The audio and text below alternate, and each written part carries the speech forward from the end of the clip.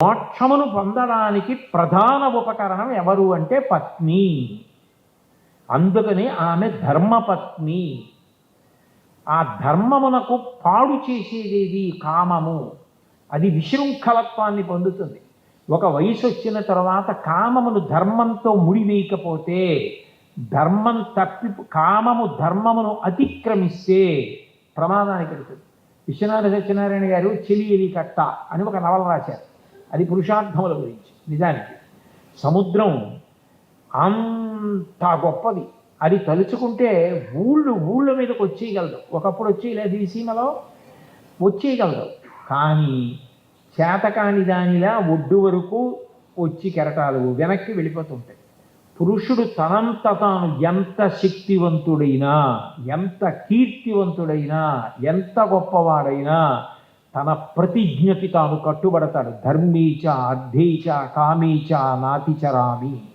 ఈమెను దాటను, చెలియలి కట్ట, సముద్రము ఒడ్డును దాటనట్టు దాటడు, ఆమెను అతిక్రమించడు. ఆమె ధర్మపత్ని.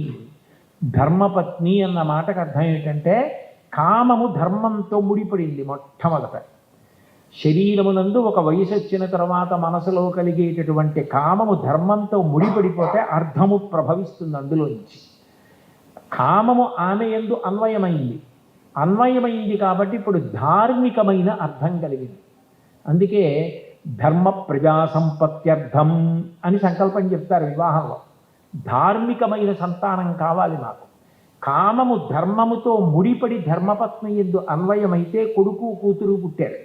ఇప్పుడు ఈ కూతుర్ని కన్యాదానం చేసి 21 తరాలు తరించిపోయాయి. ఆ కొడుకు తన వంశాన్ని నిలబెట్టాడు. ఒకవేళ తండ్రి గారు పుణ్యం చేసుకోలేకపోయినా కొడుకు చేసినటువంటి పుణ్యము వలన 7 తరాలు తరించిపోయినటువంటి వాళ్ళు ఉన్నారు. కాబట్టి తరింపచేస్తాడు కొడుకు. ఇప్పుడు ఈయన తరించడానికి కారణం ఎవరయ్యారు? ఆమె కారణమైంది. ధర్మపత్ని యజ్ఞం చెయ్యాలి. యజ్ఞం చెయ్యాలి అంటే పక్కన ధర్మపత్ని ఉండాలి. ఒకవేళ ఆమె అనారోగ్యంతో ఉండి మంచంలో ఉంది, ఏం పర్వాలేదు, ఆమె ఉంటే చాలు. ఆమె మంచంలో పడుకుని ఉన్నా ఆమె ఉన్నది అని గుర్తు ఏమిటంటే ఉత్తరీయం ఎడమ భుజానికి తగలచ్చు. ఎడమ భుజానికి ఉత్తరీయం తగులుతోంది అంటే ఆయన మంగళస్వరూపి అని గుర్తు. భార్య ఉన్నవాడు మంగళప్రదుడు అని. అప్పుడు ఆయన యజ్ఞయాగాది క్రతువులు చేయొచ్చు. ఆమె లేదు, ఆమె శరీరం వదిలిపెట్టేసింది. పురుషుడికి 2 పోతాయి, ఇహము పరము 2 పోతాయి. ఎందుకని అంటే నిజానికి ఇల్లు అంటే ఇటకలతో కట్టినది కాదు. ఇల్లు అంటే గృహిణి, గృహముచ్యతే. గృహిణి, ఇల్లాలు. ఇంటికి వెళ్ళేటప్పటికీ అంత ప్రేమతో ఎంత అలిసిపోయిచ్చారో ఇది తినండి అని అంత ప్రేమతో మళ్ళీ తల్లిలా పెట్టగలిగేది ఎవరు అంటే భార్య. తన కామము ధర్మము చేత ముడిపడేటట్టు చేసి తను అంత క్లిష్టమైన ప్రసవ వేదన పొంది వంశాన్ని నిలబెట్టి ఆయనకు బిడ్డల్నిచ్చేది ఎవరు అంటే పత్ని, భార్య. ఆయన యజ్ఞయాగాది క్రతువులు చేయడానికి కారణం ఎవరు అంటే ఆమె. తన కడుపున పుట్టిన కూతురైనా కన్యాదానం చెయ్యాలంటే ఆమె లేకపోతే అధికారం లేదు. అంటే ఆయన చేసేటటువంటి సమస్త పుణ్యాలకి కారణం ఎవరు అంటే ఆమె. ఆమె వెళ్ళిపోయిందో ఇహము పరము 2 పోయి. ఇంటికి వెళ్ళేటప్పటికి ఆ ఆదరణ ఇది, ఆ సంతోషం ఇది, ఆ పిలిచేవాళ్ళు ఎవరు, ఆ తాపత్రయపడేవాళ్ళు ఎవరు, ఒంట్లో బాగున్నా బాగుండకపోయినా తిన్నారా తిన్నారా తిన్నారా అని తాపత్రయపడిపోయేది భర్త కూడా కోరని ఒకే ఒక కోరిక కోరేది ఎవరు అంటే పత్ని ఒక్కతే. ఆయన చేతిలో నేను విడిపోవాలి పసుపు కుంకాలతో అని అడుగుతుంది తప్ప ఆయన నా చేతిలో విడిపోవాలని ఎంత ప్రేమ ఉన్నవారు కోరరు. కంచి కామకోటి పీఠాధిపత్యం వహించిన చంద్రశేఖరేంద్ర సరస్వతి మహాస్వామి వారి చంద్రమౌళి ఈశ్వరారాధన చేసి తీర్థమిస్తుంటే ఒక ఆవిడ వచ్చి చెయ్యి చాపింది. చెయ్యి చాపితే ఆయన తీర్థం ఇచ్చి ఆమె వంక చూశాడు. ఆమె, స్వామి నేను మిమ్మల్ని ఒక్క వరం అడగచ్చా అని కళ్ళంబట నీళ్లు ధార కింద పడిపోయి ఆయన ఆశ్చర్యపోయి ఏమమ్మా అని అడిగాడు. నా చేతులలో మా ఆయన వెళ్ళిపోయేటట్టు వరం ఇవ్వగలరా అంది. ఆయన తెల్లబోయి ఉద్ధరిని గిన్నెలో పడేసి ఏమడిగావు అన్నారు. నా చేతులలో మా వారు వెళ్ళిపోయేటట్టు వరం ఇవ్వండి అంది. ఏమి అన్నారు. ఆయన అనారోగ్యంతో ఉన్నారు, జబ్బు మనిషి, మంచంలో ఉన్నారు. నేను సంపాదించి కష్టపడి పెట్టి ఆయన అలా కాపాడుకుంటున్నాను. నేను వెళ్ళిపోతే ఆయన్ని చూసేవాళ్ళు లేరు, ఆయన ఏమైపోతారో అని బెంగ. ఆయన వెళ్ళిపోయాక నాకు ఇంక అక్కర్లా ఈ ప్రపంచం. నా చేతిలో ఆయన వెళ్ళిపోయిన ఉత్తర క్షణంలో నేను వెళ్ళిపోవాలి, కానీ నేను వెళ్ళిపోయిన తర్వాత ఆయన ఉంటే నేను వెళ్ళలేను. అందుకని పసిపిల్లాన్ని చూసుకుంటున్నట్టు చూసుకుంటున్నాను. ఆయన ముందు నేను వెనక అయ్యేట్టు కొద్దిగా మార్పు చేసి పెడతారా? అంత సర్వసంగ పరిత్యాగి అంతటి మహాస్వామి 2 చేతులు వెనక్కి పెట్టి అలా ఉండిపోయారు. ఇది దేశ సంస్కృతి, ఇది దేశంలో దాంపత్యం అంటే, ఇది దేశంలో భార్యాభర్తలంటే.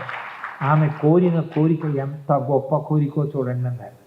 ఆయన అనుగ్రహించారో అనుగ్రహించలేదో ఆయనకి ఎరుక. అంతటి దయార్ద్ర హృదయుడు ఎంత కదిలిపోయి ఉంటారో బహుశా. అంటే భార్యాభర్తల అనుబంధం అన్నది అంత గొప్పది. ప్రతి చిన్నదానికి విడాకులన్న మాట తెలియని జాతి భూమి మీద ఏదైనా ఉంటే అది ఒక్క భారతదేశమే. రామాయణంలో అంత తప్పు చేసినటువంటి అహల్యని కూడా తపస్సు చేయించి తప్పు దిద్దించి మళ్ళీ తన భార్యగా స్వీకరించిన వాడు గౌతముడు తప్ప కామం కోసం విశృంఖలత్వాన్ని పొందడం తెలియకపోవడం, ధార్మికంగా ధర్మపత్నిని స్వీకరించడం, ఇద్దరూ కలిసి ప్రస్థానం చేయడం, ఇద్దరూ ఒడిగిపోవడం, ఇద్దరూ మనవల్ని పొందడం, ఇద్దరూ వానప్రస్థంలో హాయిగా భగవంతుడి గురించి ఆలోచన చేస్తూ చిట్ట చివరి ఊపిరి వరకు ఈశ్వర సేవ చేస్తూ తరించిపోవడం. చక్రవర్తులైన వాళ్ళు కూడా ఈ దేశంలో కొడుకు పెద్దవాడయ్యాడు, వాడు ఇప్పుడు పరిపాలించగలిగిన సమర్థుడయ్యాడంటే అంత శక్తి ఉండి కూడా అంతఃపురాల్ని రాజ్యాల్ని వదిలిపెట్టేసి వానప్రస్థానికి వెళ్ళి తపస్సు చేసి తరించిపోయారు. అంతంత గొప్ప గొప్ప వాళ్ళు పుట్టినటువంటి దేశం, అంత గొప్ప కుటుంబ వ్యవస్థ. ఎంతసేపు ఆలోచన ఎట్లా ఉండేది అంటే, నా వారిని నేను ఎట్లా కాపాడుకోవాలి. ఏదో అది తండ్రి వరకో తల్లి వరకో కాదు, తాత ముత్తాతల వరకు సగరుల్ని తరింపచేయడం కోసం భగీరథుడు అంత తపస్సు చేసి గంగావతరణం చేయించి త్రిపథగని చేయించి పాతాళలోకానికి తీసుకెళ్ళి 60,000 మంది సగరుల యొక్క బూది కుప్పల నుంచి ప్రవహింపజేశాడు. వాళ్ళందరూ ఉత్తీర్ణులై స్వర్గలోకానికి వెళ్ళారు. నాకెందుకు నా తాత ముత్తాత ఎక్కడి సగరుడు అని అనుకోలేదు. అది ఆయన అంశుమంతుడు చేయలేకపోయాడు, సగరుడు చేయలేకపోయాడు, అంశుమంతుడు అయిపోయాడు, దిలీపుడు అయిపోయాడు, తర్వాత భగీరథుడు వచ్చాడు. అయినా అంత గొప్ప తపస్సు చేసి గంగావతరణం చేసి తరింపచేశాడు. ఈ లోకంలో ప్రత్యేకించి మనకి భారతదేశంలో కుటుంబ వ్యవస్థ అన్నది అంత గొప్పది. అన్నిటికన్నా చాలా చాలా గొప్ప విషయం భార్యతోటి భర్తకి, భర్తతోటి భార్యకి కలిసి ఉన్నటువంటి అనుబంధం. నిజానికి పురుషుడి యొక్క జీవిత మర్యాద ఎక్కడ తెలుస్తుంది అంటే, భార్య వెళ్ళిపోయేటప్పుడు ఎన్ని జన్మలెత్తినా ఆయనకే భార్యను కావాలి అని వెళ్ళిపోతుందే ఆ పురుషుడి జీవితం సార్థక్యం. ఒకవేళ ఆమెకి ఆయన మంచివాడైనా అట్లా అనిపించలేదనుకోండి, అట్లా అనకుండా వెళ్ళిపోయింది అనుకోండి, ఆయనకు వచ్చిన నష్టము ఉందని నేనేమి అంటలేదు. కానీ అన్ని అనుబంధాలని పక్కన పెట్టేసి వాళ్ళిద్దరూ కలిసి ప్రస్థానం చేయడం అన్నది ఈ దేశం యొక్క గొప్పతనం. ఆమె ఎక్కడో పుట్టింది, తల్లిదండ్రులు ఉన్నారు, ఆమెకో పుట్టింటి పేరుంది, ఆమెకో వంశం, ఆమెకో గోత్రం ఉంది, ఆమెకి స్నేహితులు ఉన్నారు, ఆమె ఉన్న ఊరుంది. ఇన్నిటినీ వదిలిపెట్టేసి మెడలో మంగళసూత్రం కట్టి జీలకర్ర బెల్లం పెట్టిన వాడి చిటికిని వేలు పట్టుకుని సముద్రాలు దాటి దీపాంతరానికి వెళ్ళిపోతుంది. ఏమిటి నమ్మకం అంటే, ఆయన నా దైవం అంటుంది, ఆయన నా సమస్తం, ఆయన బాగుండాలి. ఎంత ఆశ్చర్యం! అసలు ఏ దేశంలో ఉంది వ్యవస్థ? ఎంత గొప్ప వ్యవస్థ! అందుకే నేను ఈ మాట ఏదో పక్షపాతానికో పొగిడించుకోవడానికో చెప్పట్లా. నేను ఉన్న మాట పరమ సత్యం చెప్తున్నాను. ఈ దేశంలో ఈ మర్యాద, ఈ గౌరవం ఇలా నిలబడడానికి కారకులైన వారెవరు అంటే మొట్టమొదట తల్లులే. వారి త్యాగం దగ్గర ప్రారంభం, కుటుంబ వ్యవస్థ ప్రారంభం ఎక్కడ అంటే అక్కడ. అట్లా స్త్రీ రానినాడు అసలు కుటుంబ వ్యవస్థ ఎక్కడుంది? ఆమె కదిలి వచ్చేసింది, ఆమె వెళ్ళిపోతోంది, ఎన్ని సముద్రాలైనా దాటి వెళ్ళిపోతోంది. ఆ భర్త కోసం అన్నీ త్యాగం చేసేస్తుంది. సీతమ్మ రామాయణంలో అయోధ్యకాండలో ఆ మహానుభావుడు అత్రి మహర్షి భార్య అనసూయమ్మతో మాట్లాడుతూ మాట అంటుంది, అమ్మా ఈ దేశం గొప్పతనం ఎక్కడుందంటే రాత్రి భార్యని పరుషంగా మాట్లాడి హింసించినటువంటి భర్త పడి నిద్రపోతుంటే ముందు లేచిన భార్య మంగళసూత్రం కళ్ళకద్దుకుని వీటితో నేను కడతేరిపోవాలని కోరుకుంటుందమ్మా, అటువంటి జాతిలో పుట్టిన స్త్రీని. అంత ఉత్తముడు రామచంద్రమూర్తి యొక్క భార్య నేనెందుకు గర్వపడతాను తప్ప అరణ్యవాసానికి వచ్చిన చేతకాని వాడంటానమ్మా అంది. అది ఈ దేశపు వైభవం.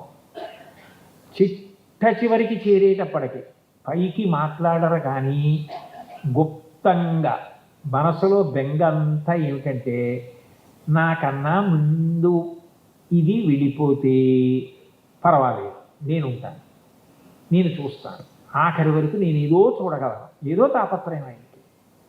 ఆయన బెంగ అంతా ఏమిటంటే, నేను వెళ్ళిపోతే ఇది ఏమైపోతుంది? అప్పుడు ఆయనకి ఆమె బలహీనతలన్నీ గుర్తొస్తాయి. తొందరగా కోపం వస్తుంది, చటుక్కున మాట అంటుంది, మనసు మంచిదే కానీ దీన్ని అర్థం చేసుకుంటారా, ఇంత బతుకు బతికింది, ఇంత గౌరవాన్ని పొందింది, ఏమైపోతుంది అని బెంగ. కుటుంబ వ్యవస్థకున్న గొప్పతనం ఏమిటంటే, కొడుకు ఒక్కడు మంచివాడు అనుకోండి, ఆయన హాయిగా శరీరం వదిలేస్తాడు, ఏం పర్వాలేదు వాడు. ఎక్కడండి అసలు మనిషికి శాంతి? అది తప్ప ఎక్కడుంది? సమస్త శాంతికి కారణం కుటుంబ వ్యవస్థే. మనిషికి సంస్కారం ఎక్కడి నుంచి వస్తుంది? విశ్వవిద్యాలయం సంస్కృతికి ఏది అంటే తాతగారు పడుకున్న మంచం. తాతగారు పడుకుంటాడే, పడుకున్నప్పుడు మనవడు వచ్చి తాతగారి డొక్కలో చేరుతాడు. చేరి తాత తాత కథ చెప్పండి, తాతగారండి కథ చెప్పండి, తాతగారండి కథ చెప్పండి అంటాడు. తాతగారండి కథ చెప్పండి అంటే తాతగారు అప్పటికి చెప్పిన కథ మనవడు నిద్రపోవడానికి పనికొస్తుంది. ఒరే నాన్న, ఓ కాకి ఉందిరా, చెట్టు మీద కూర్చుందిరా, అది ఎక్కడి నుంచో పాపం కష్టపడి ఓ మాంసం ముక్క తెచ్చుకుంది, తిందామనుకుంది, ఇంతలో కిందకో నక్కొచ్చింది, కాకి బావా నువ్వు ఎంత బాగుంటావో, నీ అంత కాంతితో కూడిన నలుపు ఎవరికి ఉంటుంది అని దాన్ని ఎంతో పొగిడింది. కాకి నిజంగా అనుకుంది, నోట్లో ఉన్న మాంసం ముక్క వదిలిపెట్టి దాని కంఠం అంత బాగుంటుందని నక్క పొగిడిందని కావుని పాట పాడింది. ఆ మాంసం ముక్క కిందడిపోతే నాకు ఎత్తుకుపోయింది అని తాతగారు చెప్తాడు. చెప్తే మనవడది విని తాతగారు చాలా బాగుంది తాతగారు అని పడుకుని నిద్రైపోయాడు. వాడు తర్వాత పెద్ద అధికారి అయ్యాడు. అయిన తర్వాత ఎవరో వచ్చి నిష్కారణంగా వాడిని పొగుడుతున్నాడు. పొగుడుతుంటే వాడు అనుకుంటాడు, చిన్నప్పుడు మా తాతగారి పక్కన పడుకున్నప్పుడు మా తాతగారికి అది చెప్పాడు, ఇలా నక్క పొగిడితేనే కాకి మాంసం మొక్క వదిలింది, మా తాతగారు చిన్నప్పుడే నేర్పారు, నేనేం అలా లొంగనంటాడు. తాతగారు మంచం విశ్వవిద్యాలయం పిల్లవాడి యొక్క వ్యక్తిత్వాన్ని చక్కదిద్దుతుంది. తాత, నాన్నమ్మ, అమ్మమ్మ, తాత వాళ్ళందరూ కలిసి ఉండడం, మేనమామ, తన ఇల్లు గొప్ప కాదండి. నేను ఒక కుటుంబాన్ని చూశా, ఈ ప్రవచనాల పేరు చెప్పి అనేక ఊళ్ళో ఎప్పుడప్పుడు వెళుతూ ఉంటాను కదా, అనేక కుటుంబాలను చూస్తుంటా. ఒక కుటుంబం నాకు తెలిసిన కుటుంబం ఉంది, మా అబ్బాయికి తెలుసు. ఆ ఇంట్లో కోడల్ని పురిటికి పంపించాడు మొట్టమొదటిసారి పెళ్లికానుకు. ఆ అమ్మాయి పుట్టింటికి వెళ్ళి 2 రోజులు ఉండి జ్వరం వచ్చేసింది. జ్వరం వచ్చి జ్వరంలో అత్తగారిని స్మరిస్తోంది. ఆ పుట్టింటి వారు ఉన్నవాళ్లే, అమ్మాయి ఇక్కడ మా అమ్మాయి ఉండలేదు ఏమనుకోకండి, తీసుకెళ్ళిపోండి అని తీసుకొచ్చి అత్తారింట్లో దింపేశారు. అత్తగారు 2 రోజుల్లో ఆవిడ అసలు డీలా పడిపోయి అన్నం తినడం మానేసింది. అత్తగారు కోడలు మొదటి నుంచి కలిసి ఉన్నారా, కడుపున పుట్టిందా? అవి కుటుంబాలు. మా వాళ్ళంటే బంధువులు ఎవరొచ్చినా అంత ప్రేమ, ఆ కూర్చోబెట్టడం, ఆ కలిసి ఉండడం. వాళ్ళకి మాకు మాటలు లేవు. వాళ్ళకి మాకు గొడవలు ఉన్నాయి. అదే మనుష్య జన్మ, అదే సంస్కారం. ఎంతమంది చేత ఒక వయసు వచ్చేటప్పటికీ గౌరవింపబడతావో, పెదనాన్నగారు అని పిలిపించుకోవడం ఎంత మర్యాద అండి. నాన్నగారే ఎంత గొప్పదైతే పెదనాన్నగారు అంటే తమ్ముడి పిల్లలు పెద్దనాన్నగారు అని పిలుస్తారు అంటే అందులో ఎంత మాధుర్యం, ఎంత కర్తవ్యత అనిస్తుంది. వాళ్ళ గురించి ఆలోచించవలసిన అవసరం. పెద్దనాన్నగారు అని పిలవడం ఎంత మధురమైన పిలుపు. అన్నయ్య అని పిలిస్తే ఎంత మధురం. చెల్లెలా అని పిలవడం, చెల్లెలింటికి వెళ్ళడం. అసలు కార్తీక మాసంలో భగినీహస్త భోజనం అని చెల్లెలింటికి వెళ్ళరా, చెల్లెలు అన్నం వాడికి లేక చెల్లెలింటికి వెళ్ళాలి, చెల్లెలు పెట్టిన అన్నం తినాలి, చెల్లెల్ని పిలవాలి, చెల్లెలికి పెట్టాలి. భగినీహస్త భోజనం అని పెట్టారు. అంటే మానవీయ విలువలకి ఎంత మర్యాదనిచ్చారో. ఇవి ఇంత గొప్పవైతే ఇంతకన్నా గొప్పది గురు శిష్య సంబంధం. ఆయన కుటుంబ వ్యవస్థలో ఒకడు కాడు, కానీ ఎవరికన్నా త్యాగమూర్తి ఎవరంటే గురువే. ఆయన ఎంత కష్టపడి నేర్చుకున్నాడో. లోకంలో ఎవరి ఆస్తి అయినా బిడ్డలకు ఎడుతుంది. గురువుగారి ఆస్తి మాత్రం ఆయన చదువు, ఆయన సంస్కారం. అవి ఎవరికి ఎడతాయంటే ఆయన మీద నమ్మకం ఉన్న ఆయన శిష్యులందరికీ వెళ్ళిపోతాయి తప్ప ఆయన బిడ్డలకే అవి వెళ్ళవు. అందరూ ఏం చేస్తారంటే పుట్టుకనిస్తారు తల్లిదండ్రులు, కానీ మళ్ళీ పుట్టవలసిన అవసరం లేని జ్ఞానమును ఇవ్వగలిగిన వాడు గురువు. అటువంటి గురువు పట్ల అంత గౌరవం ఉండడం అన్నది కుటుంబ వ్యవస్థలోనే నేర్చుకుంటారు. ముత్తుస్వామి దీక్షితారు వారికి చిదంబరనాథ యోగి మీద అంత గౌరవం ఎందుకు వచ్చింది? తండ్రి గారు అయినటువంటి మహానుభావుడు ఆయన నేర్పినటువంటి సంస్కారం. ఆ గురువుని గౌరవించడం. అబ్దుల్ కలాం గారంతటి వారు వ్రాసుకున్నారు జీవిత చరిత్రలో. చిన్నప్పుడు తన గురువు తనని తీసుకెళ్ళి ఆ పక్షి ఎలా ఎగురుతుందో చూపించడం వల్ల ఏరోనాటికల్ ఇంజనీరింగ్లో ఆయనకి ఎంత ఉత్సాహం కలిగిందో, ఎందుకు ఆ విద్యలోకి ప్రవేశించారో. ఒకనాడు ఆయనకి మెడ్రాస్ ఇన్స్టిట్యూట్ ఆఫ్ టెక్నాలజీలో సీట్ వస్తే కట్టడానికి 1000 రూపాయలు లేకపోతే ఆయన సోదరి జోహారా ఆవిడ కష్టపడి తన చేతి గాజులు గొలుసు తాకట్టు పెట్టి ఇస్తే ఆ 1000 రూపాయలతో చేరి, అమ్మ నేను సాధ్యమైనంత తొందరగా తాకట్టు విడిపించి నీకు ఇచ్చేస్తానన్నారు. అప్పటికి చదువుకుంటున్న ఆయన ఎలా విడిపిస్తారు? ఆయనకున్న ఒక్క మార్గం మెడ్రాస్ ఇన్స్టిట్యూట్ ఆఫ్ టెక్నాలజీ, ఆ రోజుల్లో అంత సుప్రసిద్ధ సంస్థలో బాగా చదువుకుని స్కాలర్షిప్ సంపాదించి విడిపించాలి. చిల్లెలు నగలు విడిపించడానికి బాగా చదవడం మొదలుపెట్టినటువంటి కలాం గారు ఈ దేశానికి ఎంత గర్వించదగ్గ బిడ్డ అయ్యారో మీ అందరికీ. కాబట్టి గురువు అంత గొప్పవాడు. రామాయణం చదువుతుంటే అసలు బాలకాండలో ఆ విశ్వామిత్రుడు మాట్లాడే మాటలు వింటుంటే, ఆ శ్లోకాలు చదువుతుంటే గుండె కరిగిపోతుంది. ఎంత ప్రేమో! రామ చీకటి పడిపోయింది, క్రూర జంతువులు అరుస్తున్నాయి, పక్షుల యొక్క అరుపులు వినపట్టం లేదు, సమస్త భూతములు పడుకున్నాయి, నువ్వు పడుకో, నీకు క్షేమమగుగాక, రామా భద్రంతి అంటాడు. గురువు ఎప్పుడూ శిష్యుల యొక్క హితాన్ని కోరుతూ ఉంటాడు. ఎప్పుడూ వాళ్ళు వృద్ధిలోకి రావాలని కోరుకుంటూ ఉంటాడు. ఆయనకి ఏ అనుబంధం ఉందని? ఏ అనుబంధం లేదు. అయినా గురువు గారు అంటే ఎప్పుడూ శిష్య హితయోద్యత సతతం, శిష్యుల యొక్క హితము కొరకు పరితపిస్తాడు. అంత గొప్ప కుటుంబ వ్యవస్థ. మీరు అగస్త్య మహర్షి అయితే సముద్రాన్ని పుడిచిపెట్టాడు, కానీ ఇంత పెద్ద విషయాన్ని ఇచ్చి నన్ను ఒక్కరోజు కాసేపు వచ్చి మాట్లాడి వెళ్ళమన్నారు. అందుకని మీకు తెలియని విషయాలు కావు. మీరందరూ కుటుంబాల్లో లేని వాళ్ళు కారు. అందరూ అన్నీ తిన్నవే. కానీ ఒక్కొక్కసారి ఎలా ఉంటుందంటే, మనం తిన్న పదార్థం యొక్క గొప్పతనాన్ని ఇంకోళ్ళు చెప్తుంటే చాలా సంతోషంగా ఉంటుంది. ఏదో నాగపూర్లో తయారు చేసే హల్వా ఇంత గొప్పది అని మనం హల్వా తింటూ ఉండగా నాగపూర్ వాళ్ళు ఎవరో కమలా ఫలాలతో ఇక్కడ ఇంత బాగా చేస్తారని చెప్పి అబ్బా ఇంత గొప్పదా అని గుర్తుండిపోయినట్టు. అందరూ కుటుంబ వ్యవస్థలో మాధుర్యం అనుభవిస్తున్న వాళ్ళే అయినా దాన్ని ఒకసారి విని సంతోషించాలి, మరింత పూనిక పొందాలి, మన పిల్లలు పొందాలన్న మంచి మనసుతో మీరు ఇంత మంచి విషయం గురించి తెలుసుకోవాలనుకోవడం నాకు ఎంతో ఆనందాన్ని ఇచ్చింది. భగవంతుని యొక్క నిర్హేతుక కృపాకటాక్ష వీక్షణముల వలన ఎప్పటికీ కుటుంబ వ్యవస్థ చెక్కు చెదరకుండా ఇట్లాగే నిలబడి ప్రతి ఇంట తాత, నాన్నమ్మ, అమ్మమ్మ, తాత, మేనమామలు, అత్తలు, మేనత్తలు, మామయ్యలు, తల్లి, తండ్రి, పిల్లలు ఇంతమంది కలుస్తూ ఒకళ్ళింటికొకళ్ళు ఎడుతూ భోజనాలు చేస్తూ పొరపక్షాలు లేకుండా పచ్చని చెట్టులా సంతోషంగా ఋషులు కోరుకున్నట్టుగా ఈ సమాజం వృద్ధిలోకి వచ్చేటట్టుగా అనుగ్రహించాలి అని కోరుకుంటూ ఈశ్వరుడి పాదములకు వీరొక్క మాట నమస్కరిస్తూ, ఇంత ప్రేమగా నన్ను తీసుకొచ్చి కూర్చోబెట్టి మీ అందరూ కూడా విన్నారు. ఇటు తిరిగి నాకు ఒక్కటే చిన్న బాధ కలిగింది. ఏంటంటే పాపం నేను వచ్చేటప్పటికి ఆ పాప తల మీద 2-3 కలశలు పెట్టుకుని నృత్యం చేస్తోంది. అటువంటప్పుడు ఏమాత్రం దృష్టి కేంద్రీకరణ తగ్గినా అవి కింద పడ్డాయి అనుకోండి, ఆ అమ్మాయి నృత్యం సరిగ్గా చేయలేదంట.